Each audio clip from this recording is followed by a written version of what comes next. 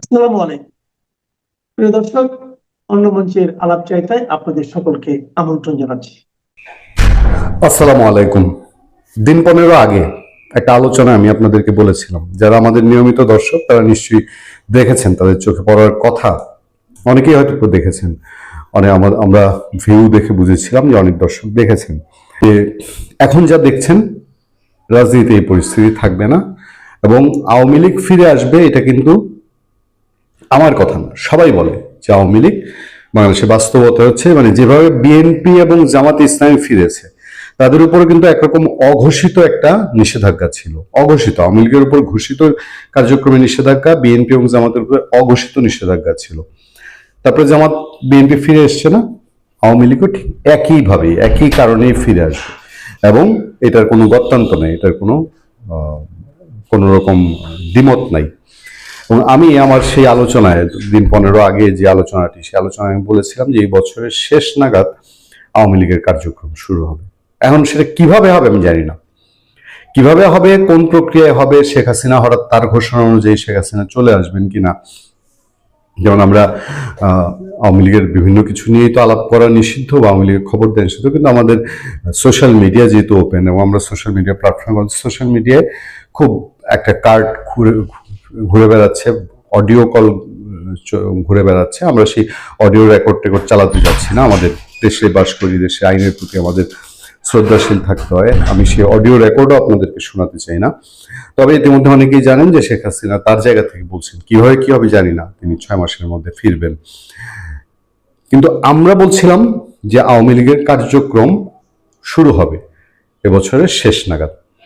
এবং দিন 15 আগে আমি এটা বলার পর আমাদের শো করেন নিয়মিত, আমাদের অতিথি হিসাবে আলোচনায় অংশ নেন দিল্লি প্রেস ক্লাবের সাবেক সভাপতি গৌতম লাহিড়ী। তিনি বললেন, আমার ওই শো এর আরো পরে দেখলাম, ওনার মতো করে, উনি হয়তো আমার শো দেখেননি, ওনার মতো করে উনি বলছেন যে তিনি আশা করছেন আগামী আগস্টে আওয়ামী লীগ সংক্রান্ত কোনো একটা ডেভেলপমেন্ট হবে। এরপর আজকে আমরা একটা শো করেছি, আপনারা দেখেছেন অনেকেই হয়তো, অ্যাডভোকেট মহসিন রশিদের। তার কাছে আমার প্রশ্ন ছিল যে এই যে বলা হয় আওয়ামী লীগ ফিরবে রাজনীতি, কবে নাগাদ ফিরতে পারে। তিনি কিন্তু তার মতো করে বিশ্লেষণ করে বলেছেন 6 থেকে 9 মাস, মানে আমি যে প্রিডিকশন করেছি সেটারই কাছাকাছি প্রিডিকশন। এবং শেষ পর্যন্ত এসে এখন কাদের সিদ্দিকী মুখ খুলেছেন। কাদের সিদ্দিকী বলছেন শিগগিরই আওয়ামী লীগ তার পজিশনে ফিরবে। বঙ্গবীর কাদের সিদ্দিকী কি বলেছেন তিনি, সেটা আমরা একটু জেনে নিই। আওয়ামী লীগ তার পজিশনে ফিরবে জানিয়ে কৃষক শ্রমিক জনতা লীগের প্রতিষ্ঠাতা বঙ্গবীর কাদের সিদ্দিকী বলেছেন, আল্লাহকে হাজির নাজির জেনে বলে যাচ্ছি, আগামী কয়েকদিনে, কয়েক মাসে আওয়ামী লীগ তার পজিশনে যাবে। কিন্তু শেখ হাসিনার নেতৃত্বে আওয়ামী লীগ যা করে গতিচ্যুত হয়েছে তা যদি করে আওয়ামী লীগ আবার ডুববে। সম্প্রতি কালের কণ্ঠে আয়োজিত নিয়মিত টকশোতে এসব কথা বলেন তিনি। বঙ্গবীর বলেন, আওয়ামী লীগ বাংলাদেশের জন্ম দিয়েছে। বঙ্গবন্ধু শেখ মুজিব বাংলাদেশের রাষ্ট্রের পিতা। যারা শেখ হাসিনার সরকারে ছিলেন, যারা অতিরিক্ত করেছেন, দেশে আইন শৃঙ্খলা আছে, আইনের বই আছে, সংবিধান আছে, সেই অনুসারে তাদের বিচার হবে। দরকার পড়লে শেখ হাসিনারও বিচার হবে। কিন্তু দলীয়ভাবে নিষিদ্ধ করা, কার্যক্রম বন্ধ রাখা, এটা যারা করেছেন তারাই অন্যায় কাজ করেছে। প্রধানমন্ত্রী তারেক রহমানকে রাষ্ট্র পরিচালনায় পরামর্শ দিয়ে কাদের সিদ্দিকী বলেন, বিএনপি যদি শেখ হাসিনার নেতৃত্বে যেভাবে সরকারটা চলেছিল সেভাবে চলে, তাহলে তারেক রহমানের সরকার ডুববে। মানুষের কথা শুনতে হবে, মানুষকে বিশ্বাস করতে হবে এবং মানুষের বিশ্বাস অর্জন করতে হবে। কাদের সিদ্দিকী যে জায়গাটা বলছেন যে নিষিদ্ধ করে থাকলেও যে আওয়ামী লীগের আল্লাহকে হাজির নাজির জেনে বলে যাচ্ছে আগামী কয়েকদিনে, কয়েক মাসে আওয়ামী লীগ তার পজিশনে যাবে। কিন্তু শেখ হাসিনার নেতৃত্বে আওয়ামী লীগ যা করে পরিচিত হয়েছে তা যদি করে আবার আওয়ামী লীগ ডুববে। আওয়ামী লীগের মধ্যে নিশ্চয়ই অনুশোচনা আছে, রিয়েলাইজেশন নাই তা হবার কথা না। কারণ এত বড় ধাক্কা খাওয়ার পর যদি রিয়েলাইজেশন না হয় তাহলে এর চেয়ে দুর্ভাগ্য আর কিছু না। কিন্তু ওই যে কোথায় যেন, কেন যেন চারদিকের প্রেডিকশন, কাদের সিদ্দিকী বলেন, গৌতম লাহিড়ী বলেন, মহসিন রশিদ বলেন, এবং আমাদের এই প্রিডিকশনটা কোথা থেকে যেন মিলে যাচ্ছে। এবং আমি নিশ্চিত যে গোয়েন্দারাও এ নিয়ে খোঁজ খবর রাখেন, কনফার্ম খোঁজ খবর রাখেন যে কেন এই আলাপ উঠছে হঠাৎ করে যে আওয়ামী লীগ আগস্টে আসবে বা শেখ হাসিনা 6 মাসের মধ্যে আসবে বা আওয়ামী লীগ খুব দ্রুত সময় আসবে 6 থেকে 9 মাসের মধ্যে আসবে। এগুলো নিয়ে নিশ্চয়ই চলছে আর বিশ্লেষণ চারদিকে হচ্ছে। তবে ফেরাটা মনে হয় এখন আসলে সময়ের ব্যাপার হয়ে গেছে। আপনি যেটা বললেন, প্রথমে আপনার দর্শকদেরকে শুভেচ্ছা, সালাম, নমস্কার দিয়ে রাখি। আপনি যে প্রশ্নটা করেছেন যে সীমান্তে যে হত্যা হচ্ছে, এটা হত্যা না করে তাদের জেলে নিলেই তো হয়। আপনার কথা শুনে মনে হইল যে ঘরে যদি চোর আসে, ডাকাত আছে, ছেচ্চর আছে, লম্পট আছে, এদের জামাই আদরে ঘরে জায়গা দেওয়ার দরকার, এদের চর থাপ্পড় দেওয়ার দরকার কি? বিষয়টা এরকম। আপনি কি জানেন যে গতকাল 135 টাকার মাছ চুরির জন্য পিটিয়ে মেরে ফেলা হয়েছে বাংলাদেশি নাগরিক? আপনি কি জানেন যে গাজীপুরে পরশুদিন 3 জনকে পিটিয়ে মেরে 2 জন নাকি 3 জনকে পিটিয়ে মেরে ফেলা হয়েছে গরু চুরির কারণে? তাহলে আপনি কেন আপনার দেশের মধ্যে গরু চোর, 130 টাকার মাছ চোরকে পিটিয়ে মেরে ফেলেন? না আপনি যদি এখন ভারতের সেনাবাহিনীকে পরামর্শ দেন, তারা কেন জামাই আদর করে না? এটা বিষয়টা কেমন হয়ে গেল? এখন বলবেন আন্তর্জাতিক আইনের দোহাই দিবেন। ঠিক আছে, ভালো কথা। আন্তর্জাতিক আইনে তো আপনি গুলি করতে পারেন না। তা আন্তর্জাতিক আইন তো দূরের কথা, বাংলাদেশের আইনেই তো আপনি বর্ডার ক্রস করতেই পারেন না। বরং যারা যাবে একজনকে জেল দিয়েছেন আপনি। আপনার দেশে এই যে যে 15 জন গিয়েছিল, 2 জন মারা গেছে। 13 জন ফিরে আসছে। বাংলাদেশের আইনে তো আপনি তাদের জেল দিবেন। কারণ তারা বাংলাদেশের ভূমি অবৈধ উপায়ে বাংলাদেশের ভূমি থেকে অন্য জায়গায় চলে গেছে। এটা বাংলাদেশ আইনেই তার জেল হয়। আপনি জিজ্ঞেস করেন, যারা বিডিআর চাকরি করে জিজ্ঞেস করেন, উকিলকে জিজ্ঞেস করেন, যে কোনো উকিল, যে কোনো সীমান্তরক্ষীকে জিজ্ঞেস করেন, বাংলাদেশ আইনে এটা অবৈধ। আপনার সাথে যে আমার এত খাতির, আমার ভাতিজা বা আমার ভাগিনা বা আমার জামাই যদি রাইতের একটা সময় আপনার গ্রামে ঢুকে পড়ে একটা সময়, ভাই আমার এলাকায় আমি পাখি শিকার করতে গিয়েছিলাম রাতের বেলা। আমাদের ডাকাত বলে প্রায় মেরে ফেলছিল আমাদের। অল্পের জন্য রক্ষা পেয়ে যায়। আমার সাথে ছিল রোমান তালুকদার নামে এক ছেলে, আমার মোস্ট জুনিয়র। সে আর আমি শিকারের নেশাটা সে আমার মোস্ট জুনিয়র হলেও তার কাছ থেকে পেয়েছে। আমি সেখানে একটা সময় আমার শিকারে নেমেছি, পাখি শিকার করতে গিয়েছিলাম। আমরা বেঁচে গেছি কেন জানেন? কাকতালীয় ভাবে আমরা যে হাই স্কুলে পড়তাম, Rani Dinmoni model pilot high school Sarishabari, সেই শিক্ষক ছিলেন একজন বারিক, আব্দুল বারি কমান্ডার নামে আমাদের ইংরেজি শিক্ষক। কাকতালীয় ভাবে তার যেখানে আমরা আটকে গেছি, আটকে ফেলেছে, মেরে ফেলবে, সেইখানে সেই স্যারেরকে যখন আমরা বলছি বাড়ি কোথায়, সিমলা বাজার সরিষাবাড়ি, তো বলছে যে আমাকে তোমার শিক্ষকের নাম বলো। তা আমি বললাম 4-5 জনের নাম বলছি। বলছে আরো বলো। তো ওই তখন বারিক স্যারের নাম বলছি। বলছে তোমারে চিনবে, তুমি তারে চিনো? আমি বলছি, আমার স্যার আমি চিনবো না? সেই স্যারকে আনার পরে আমরা জানে বেঁচে যাই। আমার থানা একেবারে শেষে সিরাজগঞ্জের কাছাকাছি। আমার এলাকাতে আমি রাতের বেলা পাখি মানে আপনি তো জানেন যে পাখি শীতের পাখি, তখন শীতের পাখি ভোরে পাওয়া যায় অনেক। তো আমরা সেই জন্য খুব ভোরে চলে রাতেই রওনা দিয়েছিলাম। আমার এলাকায় সরিষাবাড়ির লোকে আমাকে মেরে ফেলতেছিল বা মারা যাইতে পারতাম, ওই স্যারের জন্য বেঁচে গেছি আমি এবং রোমান তালুকদার, সালাম তালুকদারের ভাতিজা। ঠিক আছে, কফিল উদ্দিন তালুকদারের ছেলে। তো তাহলে আমার দেশে যদি আমাকে মেরে ফেলতে চায়, আর 2টা উদাহরণ দিলাম মেরে ফেলা, আপনি সীমান্তে কেন আশা করেন জামাই আদর করবে? ভারত কি আমাদের যারা গরু চুরি করতে যায় মুরগি, তারা কি দুলাভাই হয় ভারত? আপনি তো এই কথাটা বললেন। বাংলাদেশের কোন আইনে আছে আপনি বাংলাদেশ থেকে স্লোগান দিবেন ভারতকে দখল করবেন? কোন আইনে এটা বলা যায়? কোন আইনে বলা যায় যে শুভেন্দু অধিকারীকে আপনি মেরে ফেলবেন? কোন আইনে বলা যায় আপনি মিছিল করতে করতে বলবেন নরেন্দ্র মোদীকে মেরে ফেলবেন? প্রকাশ্যে তো বলতেছে বাংলাদেশের লোক। কোন আইনে আপনি বলবেন যে জেহাদ করে ভারত দখল করবেন? কোন আইনে বলেন আপনি? তো এই সমস্ত আপনার ঘরে যদি ধরা সাপ আসে, তাও না হয় দেখলেন যে ধরা সাপ মারিস না, কামড় দিলে কিছু হবে না। কিন্তু আপনার বাড়িতে যদি গোখরা সাপ ঢুকে, আপনি কি তার দুধ খাওয়াবেন? যদিও সাপে দুধ খায় না।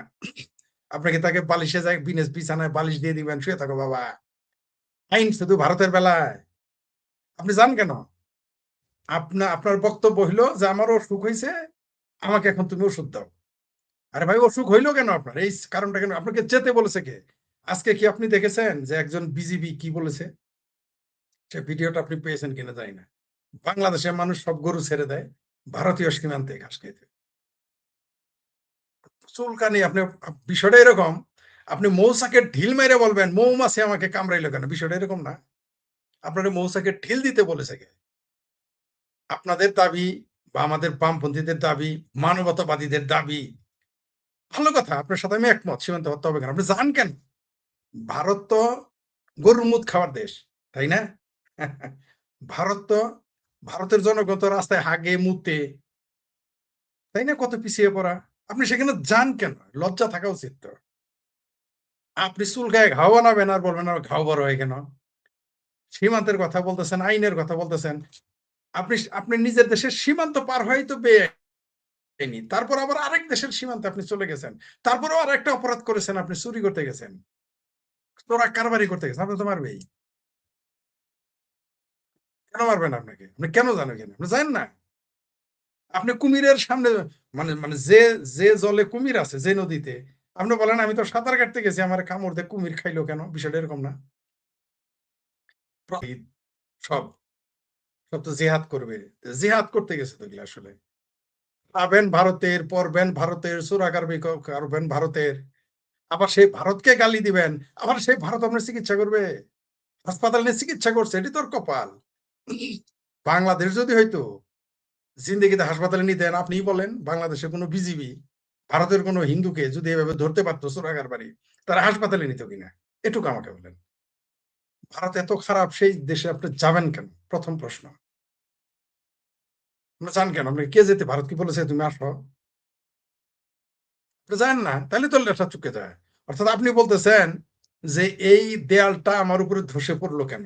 আরে ভাই, আপনি দেয়ালের কাছে যান কেন? জানেনই তো এই দেয়ালটা নরম বা পুরনো বা বিপজ্জনক, আপনি যান না।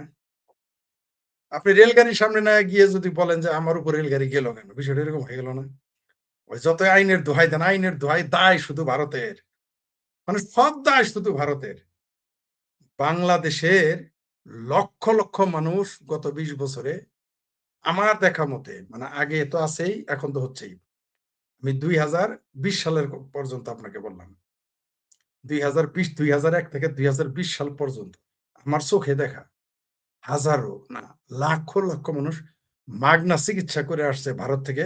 আসার সময় রেলে টিকিটও নিয়ে আসছে, আবার এক্সট্রা পয়সাও নিয়ে আসছে হাসপাতাল থেকে। অনেক ধনী মানুষও নিয়ে আসছে, গরিব না। একটা মানুষকে আপনি কোনোদিন শুনছেন যে ভারত থেকে মাগনা? আমি ছাড়া, আমি শেখ ফরিদ ছাড়া আপনাদের এই কথাটা কে বলেছে? বলেন। বাংলাদেশে কোনো সাংবাদিক বলেছে? বলে নাই। বাংলাদেশে কোনো বুদ্ধিজীবী বলেছে? বলে নাই। বাংলাদেশে কোনো নেতা বলেছে? বলে নাই। বাংলাদেশে কোনো রোগী বলেছে? বলে নাই। বাংলাদেশে কোনো ডাক্তার বলেছে? বলে নাই। এটা কি শুধু আমিই জানি? আর কেউ? আচ্ছা, আমি জানি আর মনে করেন রোগীরা জানি।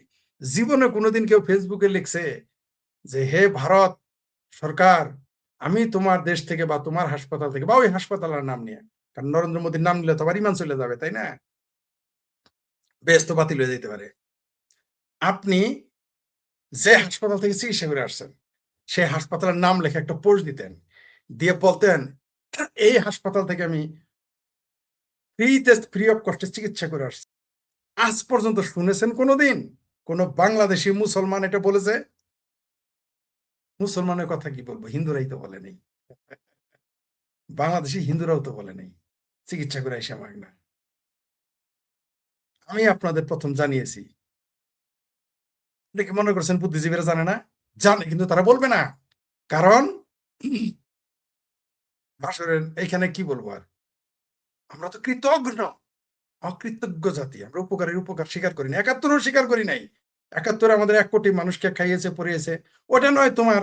তারা বলে যে এটা তার লাভে করছে। তো ভারতে যায় যে মাগনা চিকিৎসা করে আসলা, ভারতে ৩ বেলা খাইলা, আসার সময় রেলের টিকিট, বিমানের টিকিট, বাসের টিকিট, না সরি বিমানের টিকিট দেয় কিনা যায়নি, কিন্তু রেলের টিকিট দেয় এটা আমি জানি। তুমি বাসের টিকিট নিয়ে আসলা, রেলের টিকিট নিয়ে আসলা, নিয়ে বাংলাদেশে আসলা, এটাও কি ভারতের লাভ? ৭১-এর কথা নয় ভারতের লাভ, মুক্তিযুদ্ধে ভারত সব নিয়ে গেছে, ওইটা কারা নিয়ে গেছে?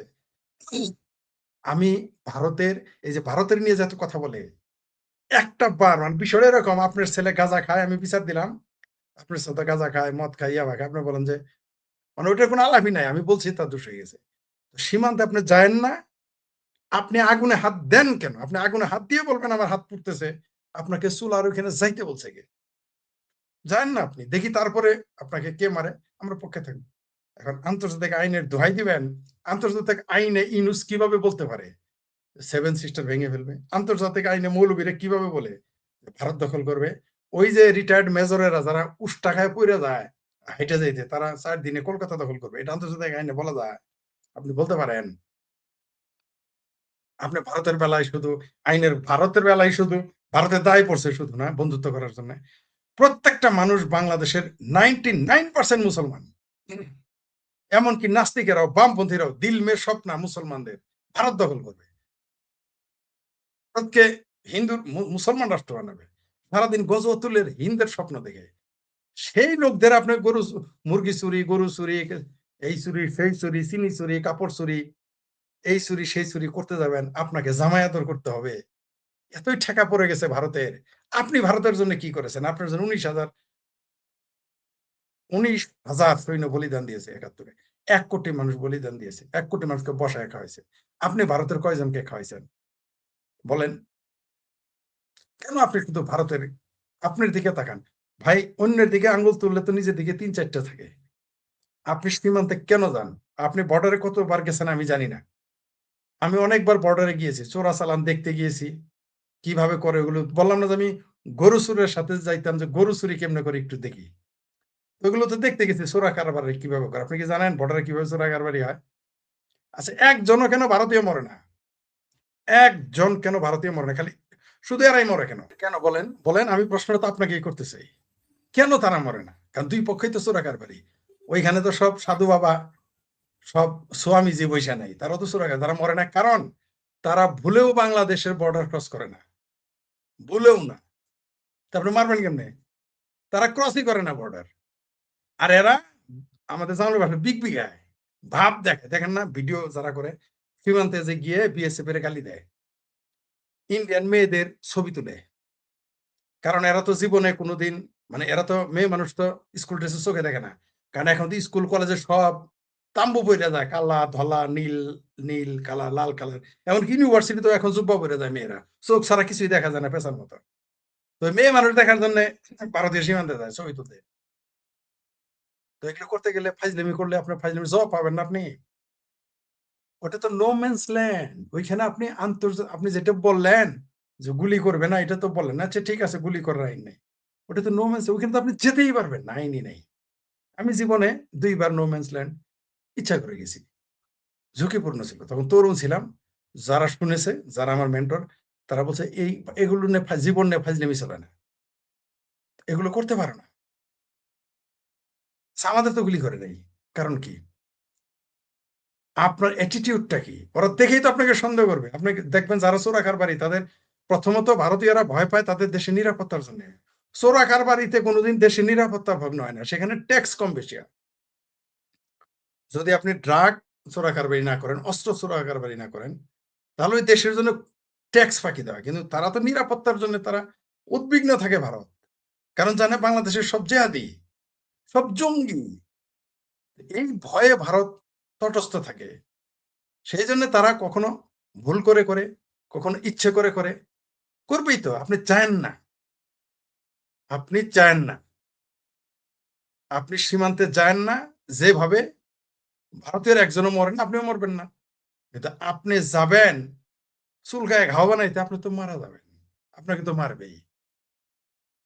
আপনি আপনার ভাইকে জায়গা দেন না বাসায়, বোনকে জায়গা দেন না, দিনের বেলায় ঢুকতে দেন না, গেট তালা দিয়ে রাখেন। আর রাতের বেলায় আপনি যাবেন, আপনাকে জামাই আদর করবে ভারত। এই আশা কেন করেন? আমার তো মাথায় এটা ঢুকে না। যে সমস্ত সিংহবামেরা বলে, যে সমস্ত মৌলবীরা বলে, আইন বিশারদরা বলে, কেন তারা একবারও বলে না যে সীমান্তে যাওয়া বেআইনি, তুমি যেও না? একবারও কেন এই কথাটা আজ পর্যন্ত বলে নাই? বাংলাদেশে কোনো বুদ্ধিজীবী, কোনো লেখক, কোনো মৌলবী, কোনো সাংবাদিক এই কথাটা কেন একবারও বলে না যে সীমান্ত ক্রস করা বাংলাদেশের আইনে অবৈধ? ভারতের আইন প্রশ্ন পড়ে। আপনি আপনার খালাতো ভাই তো দূরের কথা, মায়ের পেটের ভাইয়ের বাড়িতে গেলেও দরজা নক করে যাইতে হয়, অনুমতি নিয়ে যেতে হয়। আর আজকাল তো আগে ফোন করে যাইতে হয়, নাহলে পাওয়া যায় না। বাপ পোলারে পায় না, পোলা বাপের পায় না। আর আপনি সীমান্তে চলে যান চেল চালাইয়া, ইয়ার কি পাইছেন না? ১ কোটি লোক ভারতে পয়সা খাবেন, লাখো লাখো মানুষ বিনা মাগনা চিকিৎসা করে আসবেন ভারত থেকে। আবার 1 কোটি লোক সীমান্তে চোরাকার বাড়ি করে খাবেন, আর সারাদিন কোরাস গাইবেন ভারতের বিরুদ্ধে, নরেন্দ্র মোদীর বিরুদ্ধে, শুভেন্দুর বিরুদ্ধে। সেই ভারত যে আপনার এখনো কিছু বলে নাই, এর জন্য আলহামদুলিল্লাহ বলেন। যে তারা সীমান্ত ক্রস করে আমাদের হেডকোয়ার্টার আর্মি উড়াই দেয় নাই, তারা আমাদের বিডিআর এর হেডকোয়ার্টার উড়াই দেয় নাই, এর জন্য আলহামদুলিল্লাহ বলেন। আপনি বাংলাদেশের জায়গায় হইলে, ধরে নেন ভারতটা হচ্ছে বাংলাদেশ আর বাংলাদেশটা ভারত, আপনি কি করতেন? এখনই যারা লিল্লা খান, হাঁটতে পারে না রিটায়ার্ড অফিসার, লিল্লাঘর, যারা এতিম, মাদ্রাসায় থাকে এতিম, ভাত পায় না মানুষের টাকা না পেলে, তারা বলে যে আমরা 1 কোটি যায় ভারত দখল করে নেবো বলে ফেলে। তাহলে ভারতের মতো যদি শক্তিশালী বাংলাদেশ থাকতো, আর ভারতটা বাংলাদেশের সমান থাকতো, এই বাংলাদেশের পৃথিবীর মানচিত্রে পাওয়া যাইতো 24 ঘন্টার মধ্যে। এই জন্য বারবার বলি যে আমাদের কপাল ভালো, আমাদের বাপ দাদা 14 গোষ্ঠীর কপাল ভালো যে ভারতের মতো একটা শক্তিশালী নিরীহ রাষ্ট্র আমরা পাইছি, নইলে আমাদের অস্তিত্ব থাকতো না। আর তবে সম্ভাবনা আছে এখন। আগের ঘোষণা অনুযায়ী ভারতের পশ্চিমবঙ্গ আর বাংলাদেশ সীমান্তের যে অঞ্চলে কাঁটাতারের বেড়া নেই, সেখানে বেড়া দেওয়ার সিদ্ধান্ত নিয়েছে পশ্চিমবঙ্গে বিজয়ী বিজেপি সরকার। পশ্চিমবঙ্গের নতুন মুখ্যমন্ত্রী শুভেন্দু অধিকারী তার মন্ত্রিসভার প্রথম বৈঠকেই সিদ্ধান্ত নিয়েছেন সীমান্তে বেড়া দিতে ভারতীয় সীমান্তরক্ষী বাহিনী বিএসএফকে ৪৫ দিনের মধ্যে জমি হস্তান্তর করবে রাজ্যটি। আবার এরই মধ্যে অবৈধ অনুপ্রবেশকারী বাংলাদেশিদের সম্পর্কে তথ্য চেয়ে রিমাইন্ডারও পাঠিয়েছে ভারত সরকার। ভারতের দাবি এ নিয়ে হাজারেরও বেশি বার বাংলাদেশের কাছে তথ্য চেয়ে কোনো তথ্য পায়নি দেশটি। বিজেপি পশ্চিমবঙ্গে জেতার পর পুশিন করলে এরই মধ্যে পাল্টা জবাব দেওয়ার বার্তা দিয়ে ফেলেছেন বাংলাদেশের পররাষ্ট্রমন্ত্রী। 11 মে পশ্চিমবঙ্গের ক্যাবিনেটের সিদ্ধান্ত জানার পর ঢাকা যে প্রতিক্রিয়া দেখিয়েছে, সেটাতেও দেখা যাচ্ছে দুই দেশের সম্পর্কের মধ্যে অস্থিরতা তৈরি হয়েছে। প্রশ্ন হলো, সীমান্তে বেড়া দেয়া নিয়ে অতীতে সব সরকার আমলই কম বেশি সীমান্তে দুই দেশের মধ্যে ব্যাপক উত্তেজনা দেখা দিয়েছিল। এমনকি দেশ দুটির সীমান্তরক্ষী বাহিনীর মধ্যে রক্তক্ষয়ী সংঘর্ষ হয়েছিল।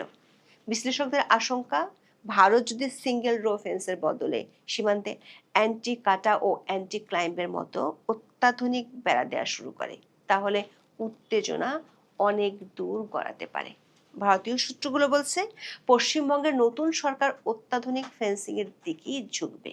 আর তাহলে ভারতের মোদী সরকারের সাথে বাংলাদেশের তারেক রহমানের নতুন সরকারের মধ্যে সম্পর্কের যে টুইস্ট দেখা গিয়েছিল, সেই টুইস্ট নতুন করে আবার ঘটার আশঙ্কা বেশি। গত শতাব্দীর 60-এর দশকে বাংলাদেশের নাম ছিল পূর্ব পাকিস্তান। তখন ভারতের আসামে বিভিন্ন দলের বেশ কিছু রাজনীতিবিদ দাবি তুলেছিলেন পূর্ব পাকিস্তান থেকে অবৈধ অনুপ্রবেশ ঠেকাতে সীমান্তে দেওয়াল বা বেড়া জাতীয় কিছু বসানো হোক। তখন সেই দাবি আলোর মুখ দেখেনি, কিন্তু 1985 সালে ভারতের কেন্দ্রীয় সরকার আর আসামের সিভিল সোসাইটি গোষ্ঠীগুলোর মধ্যে আসাম শান্তি চুক্তি স্বাক্ষরিত হয়। এর ঠিক বছর খানেকের মধ্যেই ভারত সরকার পার্লামেন্টে ঘোষণা করে তারা বাংলাদেশের সঙ্গে 4000 কিলোমিটারেরও বেশি দীর্ঘ সীমান্তের পুরোটা জুড়ে কাঁটাতারের বেড়া বসানোর সিদ্ধান্ত নিয়েছে। ভারতে তখন প্রধানমন্ত্রী রাজীব গান্ধীর কংগ্রেস সরকার, আর বাংলাদেশে ছিল জেনারেল এরশাদের নেতৃত্বে সামরিক শাসন। হঠাৎ করে বাংলাদেশ সীমান্তে কাঁটাতারের বেড়া দেওয়ার এই সিদ্ধান্তের পেছনে আসাম শান্তি চুক্তির যে একটা বড় ভূমিকা ছিল, তাতে কোনো সন্দেহ নেই। কারণ ওই চুক্তিতে বলা হয়েছিল ভবিষ্যতে অনুপ্রবেশ রুখতে আন্তর্জাতিক সীমান্তে প্রাচীর, কাঁটাতারের বেড়া কিংবা অন্যান্য বাধা স্থাপন করে সেটিকে আরো সুরক্ষিত ও নিশ্চিত করে তোলা হবে। ততদিনে ভারতের পশ্চিম প্রান্তে পাকিস্তানের সঙ্গে সীমান্তেও কাঁটাতারের বসানোর প্রক্রিয়া শুরু হয়ে গিয়েছিল। আর সেটা সীমান্তে অবৈধ পারাপার, চোরাচালানের মতো অপরাধ ও জঙ্গি কার্যকলাপ ঠেকাতে কাজে আসছে বলেও ভারত মনে করছে। পূর্ব সীমান্তেও একই প্রক্রিয়া অনুসরণ করার পেছনে সেটাও ছিল একটা বড় কারণ। বাংলাদেশ সীমান্তে কাঁটাতারের বেড়া বসানোর আসল কাজ শুরু হতে হতে অবশ্য আরো বছর 3 কেটে যায়। 1989 সালে শুরু হয় বেড়া বসানোর প্রথম পর্যায়ের কাজ, আর তাতে মোট 854 কিলোমিটারের মতো সীমান্তে কাঁটাতার লাগানো হয়, যা ছিল মোট সীমান্তের 20% মতো। পরে 2000 সালে ভারত কাঁটাতারের বেড়া বসানোর দ্বিতীয় পর্যায়ে অনুমোদন করে, আর এই ধাপে আরও ২,৪৩০ কিলোমিটার সীমান্তে বেড়া বসানোর লক্ষ্যমাত্রা ঠিক করে। তবে ২০০৫ সালের ৩১শে জানুয়ারি পর্যন্ত সেই টার্গেটের অর্ধেকই কেবল পূরণ করতে পেরেছিল দেশটি।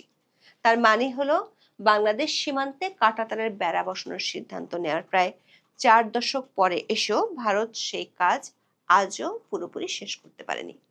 দর্শক, ভারত ও বাংলাদেশের মধ্যকার সীমান্ত কেবল একটি বিভাজন রেখা নয়, এটি বিশ্বের অন্যতম জটিল এক রেখা হিসেবে দেখা হয়।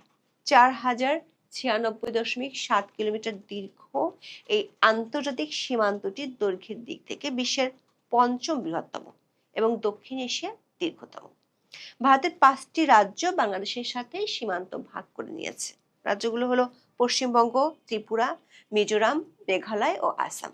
ভারতের কেন্দ্রীয় স্বরাষ্ট্র মন্ত্রণালয় 2024-25 সালের হালনাগাদ তথ্য অনুযায়ী 3,232 কিলোমিটারের বেশি সীমান্ত ইতিমধ্যে সুরক্ষিত করা সম্ভব হয়েছে। তবে বাকি প্রায় 865 কিলোমিটারের মধ্যে 175 কিলোমিটার অঞ্চলকে নন ফিজিবল বা বেড়া দেওয়ার অনুপযোগী হিসেবে চিহ্নিত করা হয়েছে। এই অনুপযোগী অঞ্চলের মধ্যে রয়েছে পাহাড়ি নদী, জলাভূমি এবং দুর্গম জঙ্গল, যেখানে ভারত কিছুদিন আগে বিষধর সাপ ও কুমির ছেড়ে দেওয়ার পরিকল্পনা করেছিল। ভারতের সাথে বাংলাদেশের সবচেয়ে বড় সীমান্ত হলো পশ্চিমবঙ্গের সাথে, যার দৈর্ঘ্য প্রায় 2,216.7 কিলোমিটার। এর মধ্যে 569 কিলোমিটার অরক্ষিত সীমান্তের মধ্যে একটি বড় অংশ মালদা, মুর্শিদাবাদ এবং উত্তর 24 পরগনা নদীমাতৃক ও ঘনবসতিপূর্ণ অঞ্চল, যা অনুপ্রবেশের জন্য সবচেয়ে সুবিধাজনক পথ হিসেবে দীর্ঘদিন ধরে আলোচিত। এতদিন পশ্চিমবঙ্গের দীর্ঘ সীমান্ত ব্যবস্থাপনা সবসময় সবচেয়ে বড় চ্যালেঞ্জ হিসেবে বিবেচিত হয়েছে ভারত সরকারের কাছে, কারণ পশ্চিমবঙ্গের কৌশলগত এবং রাজনৈতিক পরিস্থিতির কারণে একটি বড় অংশ এতদিন উন্মুক্ত ছিল। বিশেষ করে 456 কিলোমিটার এলাকা ফিজিবল বা বেড়া দেওয়ার উপযোগী হওয়া সত্ত্বেও জমি অধিগ্রহণের জটিলতায় থমকে ছিল। শুভেন্দু অধিকারীর সরকার এখন এই 464 কিলোমিটারও বেশি এলাকায় দ্রুত জমি হস্তান্তরের প্রক্রিয়া শুরু করেছে। এর আগে মমতা বন্দ্যোপাধ্যায়ের তৃণমূল সরকার বিএসএফ এর এখতিয়ার বাড়ানো এবং স্থানীয় কৃষকদের জীবিকার দোহাই দিয়ে জমি হস্তান্তরে অনীহা দেখিয়েছিল, যাকে বিজেপি তোষণ নীতি এবং অনুপ্রবেশের প্রশ্রয় হিসেবে দেখত। সোমবার 11 মে কলকাতায় এক সংবাদ সম্মেলনে এই গুরুত্বপূর্ণ সিদ্ধান্তের কথা জানান রাজ্যের নবনিযুক্ত মুখ্যমন্ত্রী শুভেন্দু অধিকারী। গত শুক্রবার দায়িত্ব গ্রহণের পর প্রথম মন্ত্রিসভার বৈঠকে এই অনুমোদন দেওয়া হয়। পশ্চিমবঙ্গের মুখ্যমন্ত্রী জানিয়েছেন, জমি হস্তান্তরের প্রক্রিয়া আজ থেকে শুরু হয়েছে এবং আগামী 45 দিনের মধ্যে তা শেষ করা হবে। শুভেন্দু অধিকারীর সরকার যে 127 কিলোমিটার জমি দ্রুত হস্তান্তরের প্রতিশ্রুতি দিয়েছে তা মূলত পশ্চিমবঙ্গের 9টি সীমান্ত জেলায় ছড়িয়ে আছে। এর আগে চলতি বছরের জানুয়ারিতে কলকাতা হাইকোর্ট মমতা বন্দ্যোপাধ্যায়ের রাজ্য সরকারকে সীমান্তে কাঁটাতারের বেড়া নির্মাণের জন্য 9টি জেলায় বিএসএফ কে জমি হস্তান্তরের নির্দেশ দিয়েছিলেন। এই জন্য 31শে মার্চ পর্যন্ত সময়সীমা বেঁধে দিয়েছিলেন আদালত। এই জমি হস্তান্তরের বিলম্বের জন্য মমতার সরকারকে কলকাতা হাইকোর্ট ও রাজ্য সরকারকে তিরস্কার করেছিল। ভারতের সাম্প্রতিক বিধানসভা নির্বাচনে প্রধানমন্ত্রী নরেন্দ্র মোদী ও স্বরাষ্ট্রমন্ত্রী অমিত শাহর প্রচারণার অন্যতম প্রধান ইস্যু ছিল বাংলাদেশ থেকে অনুপ্রবেশ এবং পশ্চিমবঙ্গে অবৈধ অভিবাসীদের উপস্থিতি। পশ্চিমবঙ্গে বিজেপি জেতার পরপরই দলটির ঘোষণা অনুযায়ী সীমান্তে কাঁটাতারের বেড়া দেওয়ার প্রক্রিয়া শুরু করেছে এবং 45 দিনের মধ্যে জমি দিবে রাজ্য সরকার। বিশ্লেষকরা মনে করছেন, এ নিয়ে অতীতের মতোই দেশ দুটির মধ্যে উত্তেজনা বাড়বে, যেটি শুরু হবে সীমান্তরক্ষী বাহিনীগুলোর মধ্যে। অতীতে এই ধরনের বেশ কয়েকটি উত্তেজনাকর পরিস্থিতি তৈরি হয়েছিল, এমনকি রক্তক্ষয়ী সংঘর্ষ হওয়ারও রেকর্ড আছে।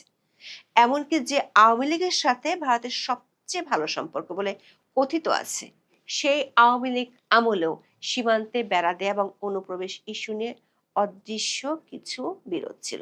2019 সালের 9 আগস্ট ভারতের স্বরাষ্ট্রমন্ত্রী অমিত শাহের সাথে বৈঠকের পর ঢাকায় ফিরে বাংলাদেশের তখনকার স্বরাষ্ট্রমন্ত্রী আসাদুজ্জামান খান বিবিসিকে বলেছিলেন, ভারত সীমান্তের পুরোটাতেই কাঁটাতারের বেড়া নির্মাণ করতে চায়। আওয়ামী লীগ আমলে দিল্লির ওই বৈঠকে অনুপ্রবেশ ইস্যুতে কোনো ঐক্যমত্য না হয় কোনো যৌথ বিবৃতি দেওয়া হয়নি। তখন দুই দেশে আলাদা আলাদাভাবে বক্তব্য তুলে ধরা হয়েছিল। আওয়ামী লীগ আমলে 2023 সালের 31শে জানুয়ারি দিনাজপুরের হিলি সীমান্তে বিএসএফ কাঁটাতারের বেড়া নির্মাণের চেষ্টা করলে বিজিবি বাধা দেয়। এই ঘটনায় সীমান্তের দুই বাহিনীর মাঝে উত্তেজনাকর পরিস্থিতির সৃষ্টি হলে মুখোমুখি অবস্থান নেয়। আওয়ামী লীগের পতনের পর মোহাম্মদ ইউনূসের আমলেও একই পরিস্থিতি তৈরি হয়েছিল। 2025 সালের জানুয়ারিতে বাংলাদেশের চাঁপাইনবাবগঞ্জের শিবগঞ্জ উপজেলার চৌকা সীমান্তের ওপারে ভারতের সুখদেবপুর সীমান্তে ভারতীয় সীমান্তরক্ষী বাহিনী বিএসএফ এর কাঁটাতারের বেড়া নির্মাণ নিয়ে উত্তেজনা দেখা দেয়। তখন কুড়িগ্রাম ও নওগাঁ সীমান্তের ওপারেও কাঁটাতারের বেড়া তৈরির চেষ্টা করে বিএসএফ। তখন মোট 5টি পয়েন্টে কাঁটাতারের বেড়া নির্মাণের অভিযোগ করেছিল বাংলাদেশ। এ নিয়ে তখন উত্তেজনা এতটা ছড়িয়েছিল, দুই দেশের পররাষ্ট্র মন্ত্রণালয় পাল্টাপাল্টি হাই কমিশনারকে তলব করেছিল। অতীতে ভারত ও বাংলাদেশের সীমান্তরক্ষী বাহিনীর মধ্যে বেশ কিছু বড় ধরনের সংঘর্ষ হয়েছিল। এর মধ্যে 2001 সালের এপ্রিল মাসের সংঘর্ষ ছিল সবচেয়ে ভয়াবহ।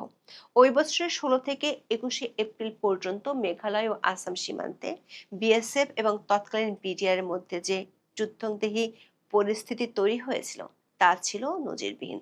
ওই ঘটনায় 16 জন বিএসএফ সদস্য নিহত হয়েছিলেন। এই ঘটনা দুই দেশের সম্পর্কের উপর দীর্ঘস্থায়ী নেতিবাচক প্রভাব ফেলে এবং সীমান্তে কাঁটাতারের বেড়া দেওয়ার প্রক্রিয়াকে আরো ত্বরান্বিত করার যুক্তি যোগায় ভারতের জন্য। বিশ্লেষকরা মনে করেন, সীমান্তে কাঁটাতারের বেড়া দেয়া নিয়ে দুই দেশের সীমান্তরক্ষী বাহিনী ও সরকারের মধ্যে যে উত্তেজনা অতীতে দেখা গিয়েছিল তার মূল ভিত্তি হলো 1975 সালের joint Indo Bangladesh guidelines for border authorities. এটি হলো ভারত ও বাংলাদেশের মধ্যে 1975 সালে স্বাক্ষরিত সীমান্ত সমঝোতা।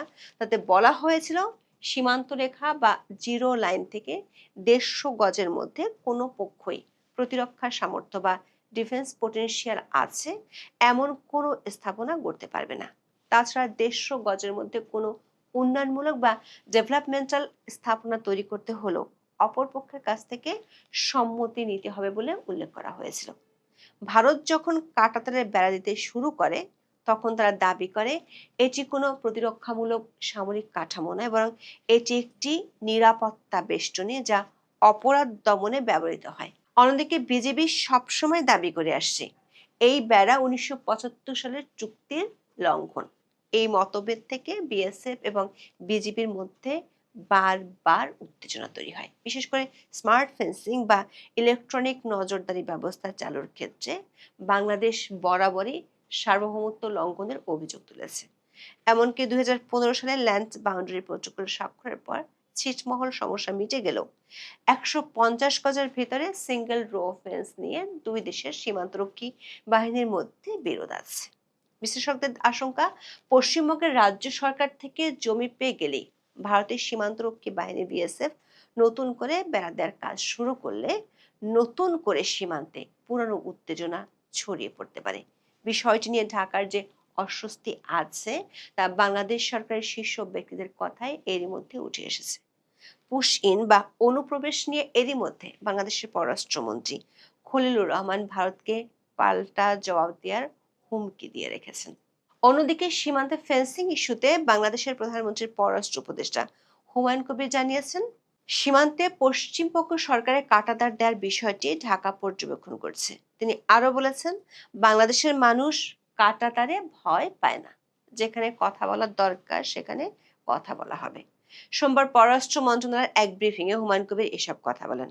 প্রশ্ন হলো, ভারত যদি তার সীমান্তে বেড়া দেয় তাহলে বাংলাদেশের মানুষের ভয় পাওয়ার কি আছে? বিবিসির এক রিপোর্টে বলা হয়েছে, ভারত কাঁটাতারের বেড়া দিতে শুরু করার পর দেখা গেল সীমান্তের অনেক জায়গাতেই 150 গজের শর্ত মানা সম্ভব হচ্ছে না, বা মানতে গেলে যেখানে বেড়া দিতে হবে সেখানে তা দেওয়া অর্থহীন। রিপোর্টটিতে বলা হয়েছে, দক্ষিণ এশিয়ায় ভুটান বা নেপালের মতো ভারতের আরো যেসব মিত্র দেশ আছে তাদের সীমান্তে এ ধরনের কোনো বেড়া না থাকলেও ভারত বাংলাদেশ সীমান্তের চরিত্রই পুরোপুরি বদলে দিয়েছে এই কাঁটাতার। বাংলাদেশের অনেকের জমি আছে ভারতের ভূখণ্ডে। কাঁটাতারের বেড়া দিলে সেসব জমি তারা হারাবে, পুরোপুরি বন্ধ হয়ে যেতে পারে চোরাচালানো। তবে অতীতে দেখা গেছে একসময় বাংলাদেশে ভারত থেকে চোরাপথে প্রচুর গরু আসতো। কিন্তু ভারত সীমান্তে কড়াকড়ি আরোপ করায় বাংলাদেশের চোরা পথে গরু আসা কমে যায়। পরে বাংলাদেশ নিজেই গরুর প্রজনন বাড়ায়।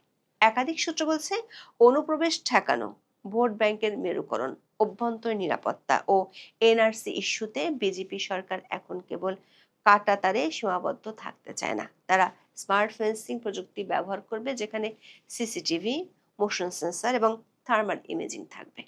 এটি সীমান্তে বিএসএফ এর শারীরিক উপস্থিতি কমিয়ে প্রযুক্তির মাধ্যমে নজরদারি বাড়াতে সাহায্য করবে।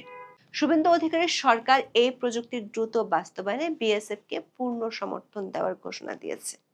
এই ধরনের প্রযুক্তি ব্যবহার শুরু করলে বাংলাদেশের সীমান্তরক্ষী বাহিনী বিজিবির পক্ষ থেকে আপত্তি আরও বাড়তে পারে, যেটি দেশ দুটির মধ্যে সীমান্তে উত্তেজনা বাড়িয়ে দেবে।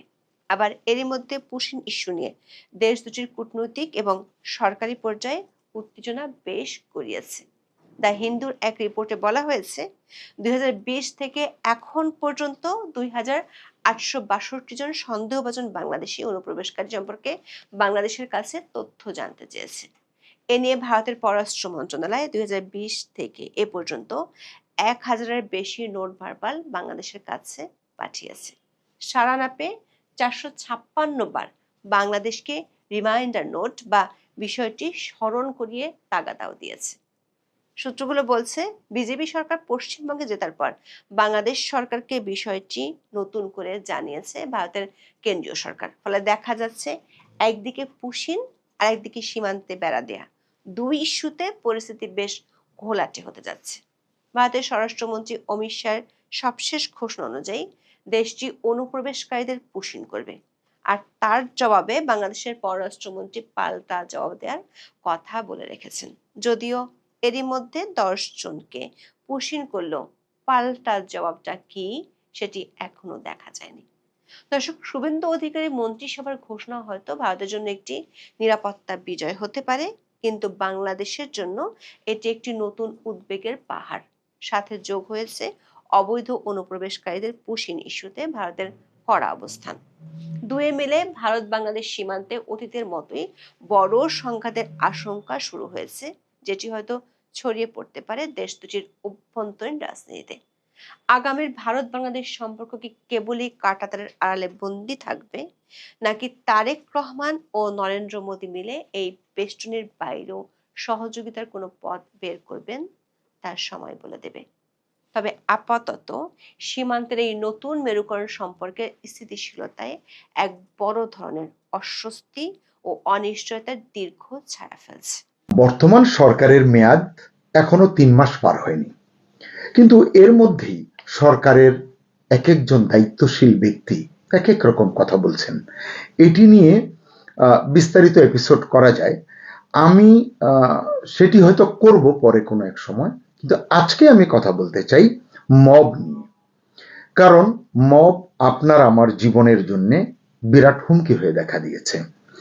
আপনারা ইতিমধ্যেই খেয়াল করেছেন যে দেশ জুড়ে একের পর এক হামলা, এখানে সেখানে, কোথাও দেখবেন পিটিয়ে হত্যা, তারপরে আগুন দেওয়া, ভাঙচুর করা, মানে সাধারণভাবে এটাকে আমরা মব বলছি।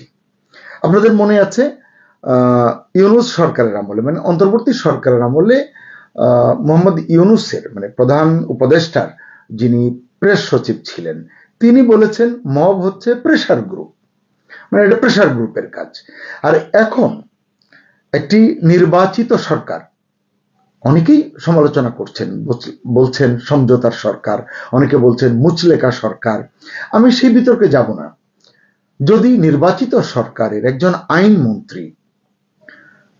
আইনমন্ত্রী হয়ে তিনি বলছেন mob is a reaction of the people, মানে জনগণের প্রতিক্রিয়া, মানে একটা ঘটনার প্রেক্ষিতে জনগণের মনে হলো এটা করা যায়, ওটা করা যায়, করে দিল, সেটা জায়েজ হয়ে যাবে। আইনমন্ত্রী এটা করতে পারেন, বলতে পারেন। এটি নিয়ে আজকে আসলে কিছু কথা বলবো। তো এখন প্রশ্ন হচ্ছে যে আইনমন্ত্রী কেন, মানে আমার যেটা মনে হচ্ছে আইনমন্ত্রী মবকে হালকা করে দেখাতে চাইছেন। কেন, এর কারণটা কি? আজকের ভিডিওতে আমরা সেটাই আলোচনা করব যে কিভাবে শব্দ বদলে দিলে, মানে একটা শব্দের মানে বদলে দিলে অপরাধের ভয়াবহতা কম দেখানোর চেষ্টা করা যায়, মানে কমিয়ে দেখানোর একটা চেষ্টা করা যায়। আইনমন্ত্রী কেনই চেষ্টা করছেন এটি আমার বোধগম্য নয়।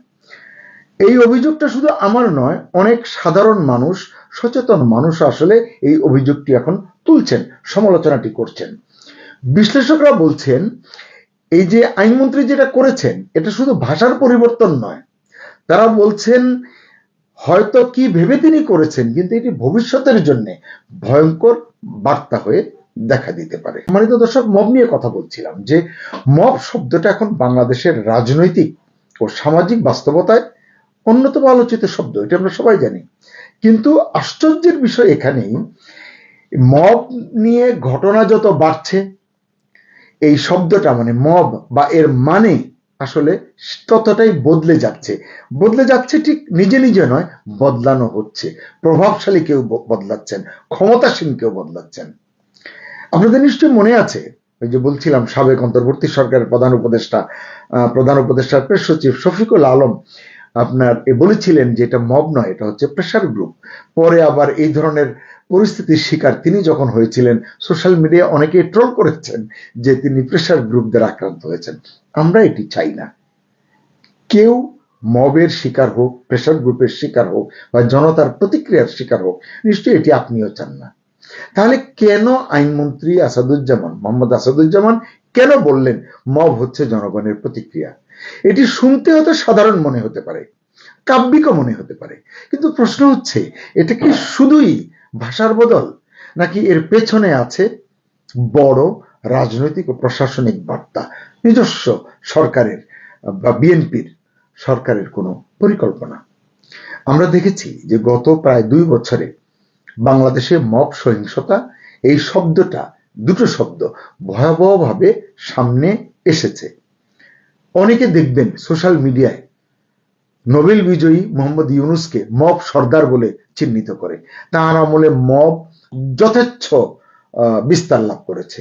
তিনি বা তার সরকার এ বিষয়ে কোনো মনোযোগ দেননি, বরং সোশ্যাল মিডিয়ায় এমন ভিডিও পাওয়া যায় তিনি অনেককে উস্কে দিয়েছেন যে কোনো সময় পরাজিত শক্তি চলে আসতে পারে, তারা যে শুধু এখানে আসবে সরকারকে ধরবে তা নয়, তারা কিন্তু গ্রামে তোমার পাশে আপনার পাশে যেতে পারে, তাহলে সেক্ষেত্রে সতর্ক হতে হবে। মানে পরোক্ষভাবে তিনিও কিন্তু মবকে উস্কে দিয়েছেন। এরকম ভিডিও কিন্তু আপনাদের কাছে আছে, আমার সংরক্ষণেও আছে। যাই হোক, আমরা যদি সাম্প্রতিক কিছু ঘটনার কথা একটু বলি, আপনাদের নিশ্চয়ই মনে আছে প্রথম আলো ভবনে হামলা হয়েছে, আগুন দেওয়া হয়েছে, ডেইলি স্টারে হামলা করা হয়েছে, ছায়ানট, উদীচী এবং এছাড়া একাধিক সাংস্কৃতিক অনুষ্ঠান পণ্ড করে দেওয়া হয়েছে।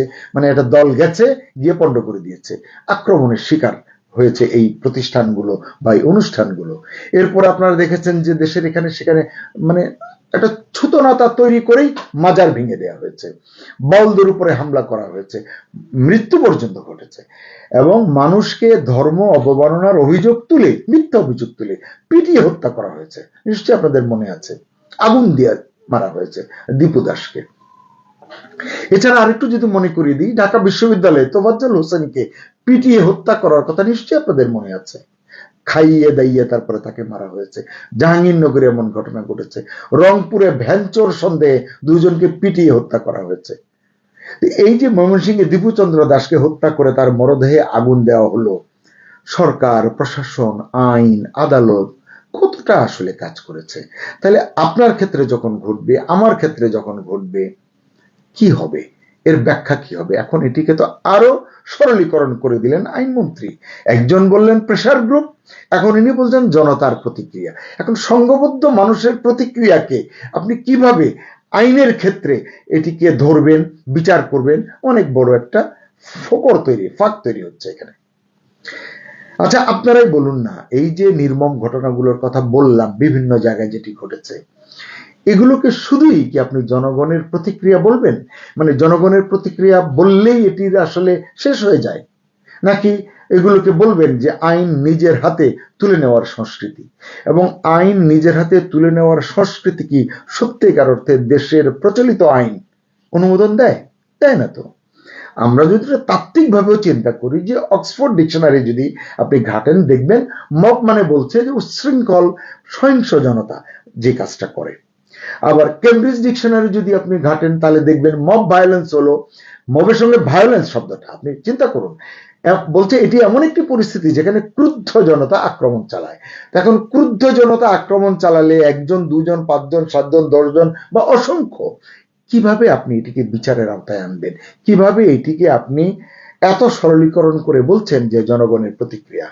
এটি আইনমন্ত্রী ভালো ব্যাখ্যা দিতে পারতেন, কিন্তু এই মন্তব্যটি করার পরে এখানে সেখানে সমালোচনা হয়েছে, কিন্তু তিনি কোনো প্রতিক্রিয়া দেননি।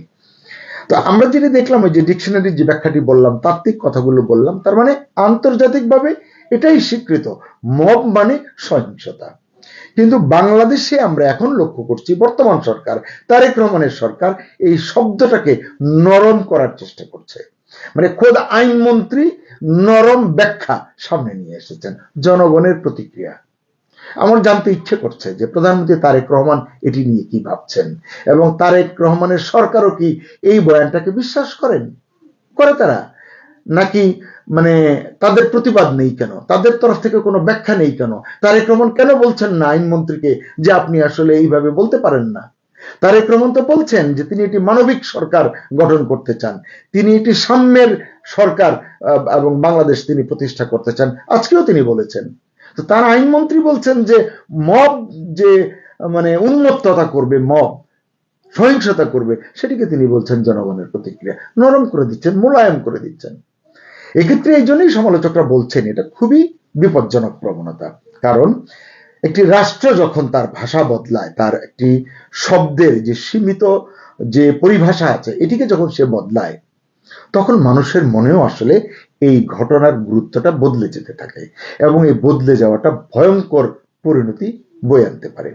যেমন ধরুন একটা ছোট্ট উদাহরণ, আপনারা নিশ্চয়ই জানেন যে ধর্ষণ শব্দটা আপনাদের মনে আছে, ইউনূস সাহেবের একজন পুলিশ কমিশনার সম্ভবত শেখ সাজ্জাদ আলী, তিনি বলেছিলেন সাংবাদিকদেরকে যে বা মানবাধিকার কর্মীদেরকে যে ধর্ষণ শব্দটা আপনারা লিখবেন না, শুনতে নাকি ওনার খুব খারাপ লাগে। তিনি বলেছেন এটি নারী নির্যাতন লিখুন, নারী নিপীড়ন বলুন। আচ্ছা আপনি বলুন যে ধর্ষিতা একজন হয়েছেন, ধর্ষণের শিকার একজন নারীকে নারী নির্যাতন বললে, নারী নিপীড়ন বললে এই অপরাধের ভয়াবহতা কি বোঝা যায়? কেন একজন পুলিশ কর্মকর্তা এমন কথা বললেন জানি না। সকলের ভিতরেই আসলে খুব উদারতা ভর করেছে, সবকিছু নরম করে তারা দেখতে চেষ্টা করছেন।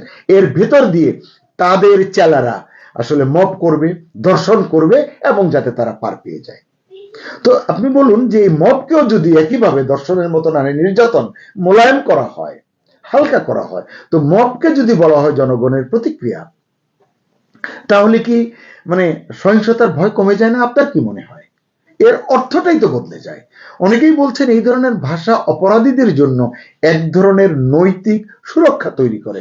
আমি বলবো সুরক্ষা বাদ দিন, তাদেরকে তো উৎসাহ দেয় যে চলো মব করে আসি, কিছুই তো হবে না। এটা জনগণের প্রতিক্রিয়া। 50 জন জনগণ উন্মত্ত হয়ে উচ্ছৃঙ্খল হয়ে কিছু করলো, কাকে ধরবেন, কাকে বিচার দেবেন, কয়জনের নামে মামলা করবেন? 300, 400, 500 জনের নামে বেনামি মামলা। পরে ওই শুনতে শুনতে আদালতে গিয়ে বলবে যে এর কোনো ভিত্তি নেই, খারিজ হয়ে যাবে। লাভ কি?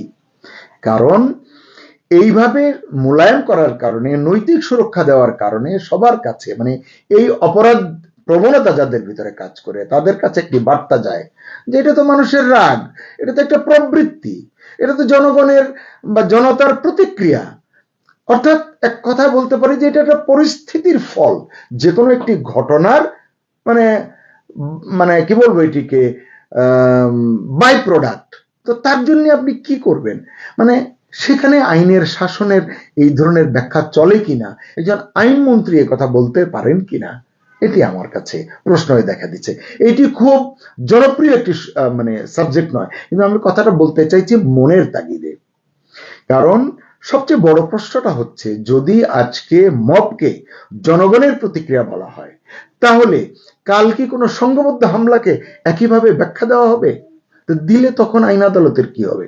এখানেই আসলে আমরা ভয় পাচ্ছি, এখানে ভয় পাচ্ছেন সাধারণ মানুষ।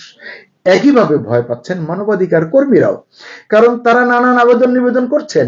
অ্যামনেস্টি ইন্টারন্যাশনাল সব বিভিন্ন সংগঠন সবসময় বলছে মব সহিংসতা থামাতে হবে, এজন্য প্রয়োজনে আইনের কঠোর প্রয়োগ করতে হবে, কিন্তু কে শোনে কার কথা? সবাই তো সরলীকরণ করায় ব্যস্ত। অপরাধ বিজ্ঞানীরা সতর্ক করছেন, এ ধরনের অপরাধের বিচার না হলে, মবের বিচার না হলে এটা অভ্যাসগত সহিংসতা হয়ে দাঁড়াবে। সুযোগ পেলেই তখন সংঘবদ্ধ হয়ে কিছু মানুষ আইন হাতে তুলে নেবে। তাহলে রাষ্ট্র, সমাজ, দেশ এর কি হবে? কারণ কি? কারণ হচ্ছে এই গোষ্ঠীটা যারা সংঘবদ্ধ হয়ে এরকম একটি প্রবণতায় প্রলুব্ধ হয়, তারা কি মনে করে? তারা মনে করে দল বেঁধে হামলা করলে পার পাওয়া যায় বা পার পাওয়া যাবে। আর আইনমন্ত্রী তো সেই সুযোগ এখন তৈরি করে দিলেন। এটাই আসলে সবচেয়ে বিপজ্জনক জায়গা। কারণ মানে এটার কারণে সমাজে আইন নয়, ভয় কাজ করবে। যেটা ছিল সেটা কিন্তু আর কাজ করবে না, ভয়টা কাজ করবে না। বিচার নয়, এখন বিচারের বদলে, আইনের বদলে জনতা যা মনে করবে সেটাই আসলে তখন প্রভাব বিস্তার করবে, কাজ করবে। এবং বলতে পারি রাষ্ট্র নয়, উন্মত্ত জনগোষ্ঠী যারা হবে কতিপয়, এরাই প্রভাবশালী হয়ে উঠবে। তাই ইতিহাস বলে যে সমাজে মব স্বাভাবিক হয়ে যায়, এমন মোলায়েম হয়ে যায়, সেখানে একসময় কেউ নিরাপদে থাকে না। আজকে মনে হচ্ছে এক্স, ওয়াই, কালকে আপনি, পরশু আমি, কে জানে শফিকুল আলমের মতো আইনমন্ত্রীও। আমি কখনোই এটি কামনা করি না, এটিকে ঘৃণা করি, ঘৃণা বলে প্রত্যাখ্যান করি, ভয় পাই। তাহলে এটি যদি হয়, এইভাবে আমাদের দেখতে হবে আসলে যে আমরা মবকে এখন কি নামে ডাকা হচ্ছে, সেটা আসলে রাজনৈতিক প্রশ্ন হয়ে দাঁড়িয়েছে, জনতার প্রতিক্রিয়া। কারণ শব্দ দিয়ে বাস্তবতাকে আড়াল করার এই যে চিন্তা, এই যে মানসিকতা, কিংবা কৌশলে মবকে বৈধতা দেওয়ার চেষ্টা, এটা আজ হোক, কাল হোক, পরশু হোক, বুমেরাং হতে বাধ্য। এবং বুমেরাং হলে এটি কাকে সবার আগে আঘাত করবে আমার চেয়ে আপনারাই ভালো বুঝতে পারেন। প্রশ্ন হচ্ছে, তারপরেও প্রশ্ন করতে চাই, আইনমন্ত্রী কেন এমন মন্তব্য করলেন?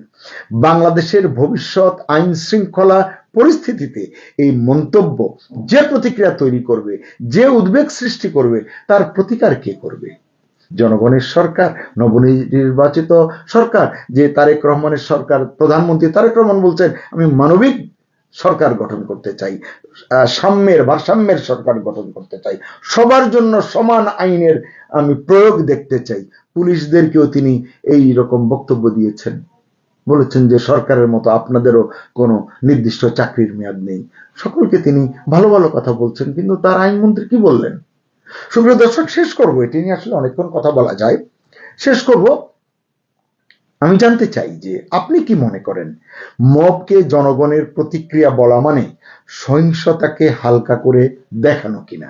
মানে যে কথাটি আমি বলতে চাইলাম, এটি আপনি একমত কিনের সঙ্গে, নাকি আপনি মনে করেন এটাই আসলে বাস্তবতার সঠিক ব্যাখ্যা, যেটা আমাদের আইনমন্ত্রী মোহাম্মদ আসাদুজ্জামান দিয়েছেন?